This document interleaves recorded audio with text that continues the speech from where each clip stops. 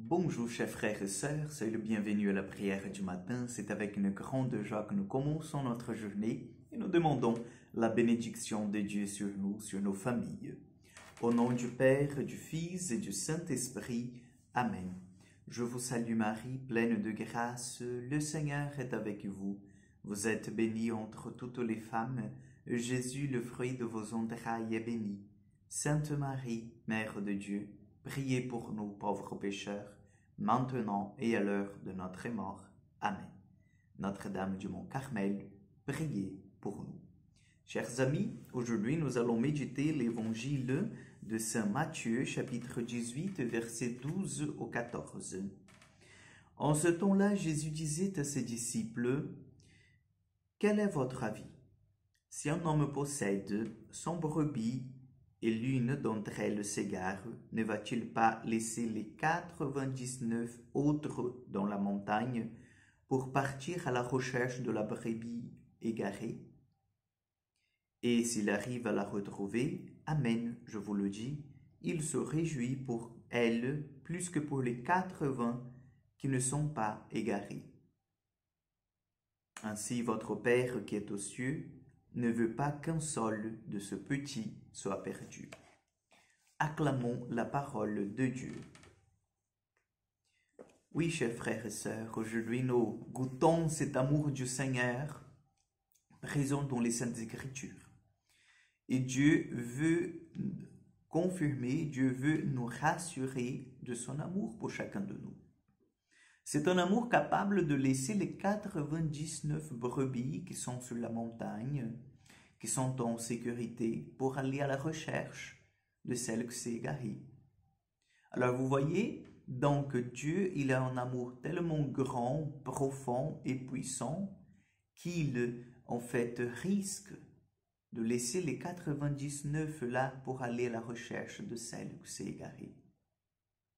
Cela nous dit que celle qui s'est égarée, elle est importante. Non pas qu'elle est plus importante que les 99, c'est pas ça la question.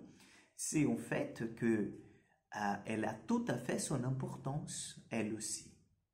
Donc c'est pas en fait quelque chose qui on peut s'en passer. Et donc cette parabole, si on peut dire, de la brebis perdue, égarée, c'est en fait une parabole qui nous montre comment le Seigneur, lui, il fait un effort énorme pour ramener nos pas vers son chemin, vers le chemin de sainteté. Et nous sommes dans un temps tout à fait propice à méditer sur ça. Nous sommes dans un temps de l'Avent où justement, en fait, nous méditons sur cet effort de Dieu qui prend notre nature humaine, notre nature faible, parce que vous savez, la nature humaine est limitée par le temps, limitée par l'espace. Dieu entre dans le temps et dans l'espace. Dieu s'est fait petit. Dieu souffre les mêmes choses que nous. Il a faim, il a soif. Voilà.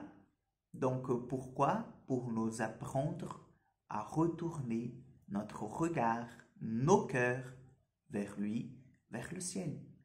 Donc aujourd'hui, chers frères et sœurs, nous sommes vraiment invités à écouter cet appel du Seigneur. Nous sommes vraiment invités à écouter la voix de Dieu, à écouter la voix du bon pasteur, à écouter la voix de celui qui a laissé les 99 pour venir à notre recherche. Et en écoutant sa voix, en fait, se mettre à sa suite. En écoutant sa voix, le suivre. En écoutant sa voix, rejoindre le nombre de celles qui sont en sécurité, celles qui sont en fait avec lui déjà dans ce chemin de sainteté. Donc demandons au Seigneur que ce temps d'avant soit un temps riche pour nous, un temps de croissance, un temps de découverte, que Dieu nous aime, que Dieu va jusqu'au bout de son sacrifice, que Dieu fait cet effort énorme pour nous ramener, pour ramener nos pas vers lui, pour que nous puissions en fait découvrir sa grandeur, la grandeur de son salut, la grandeur de son amour pour chacun de nous. Donc, demandons cette grâce au Seigneur au cours de cette journée. Amen. Le Seigneur soit avec vous. Que Dieu Tout-Puissant vous bénisse et vous garde, le Père, le Fils et le Saint-Esprit. Amen. Que Dieu vous accompagne, chers amis. Bonne journée et à demain pour encore une prière du matin.